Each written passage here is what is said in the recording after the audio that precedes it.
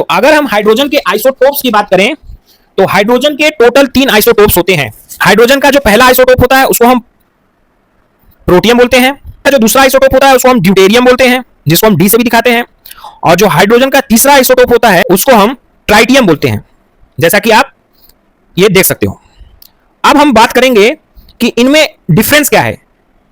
Protium को अगर हम जब माइक्रोस्कोपिक लेवल में देखते हैं, यानी इसके अंदर झांक के देखते हैं, तो हमें सिर्फ एक प्रोटॉन मिलता है।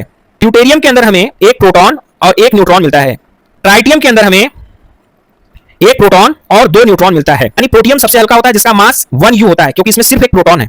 उसके बाद ड्यूटेरियम होता है, जिसका मास 2U होता है, क्योंकि इसके अंदर एक प्रोटॉन और एक न्यूट्रॉन होता है। ठीक है। उसी तरीके से अगर हम बात करें ट्राइटियम की, तो ट्राइटियम का मास 3U होता है, 3 एटॉमिक मास यूनिट, क्योंकि इसके अंदर एक प्रोटॉन और 2 न्यूट्रॉन होते हैं। अब अगर हम ये बात करें कि हमारे यूनिवर्स में हाइड्रोजन का कौन सा आइसोटोप्स सबसे ज्यादा पाया जाता है इन तीनों में से, तो हमारा जवाब ये होगा कि जो प्रोटियम है वो हमारे एटमॉस्फेयर में 99.98% के करीब पाया जाता है। यानी हम जब भी हाइड्रोजन की बात केमिस्ट्री में करते हैं तो हम सीधे सीधे प्रोटियम, यानी जिसके अंदर एक प्रोटॉन होता है, उसकी बात कर रहे हैं।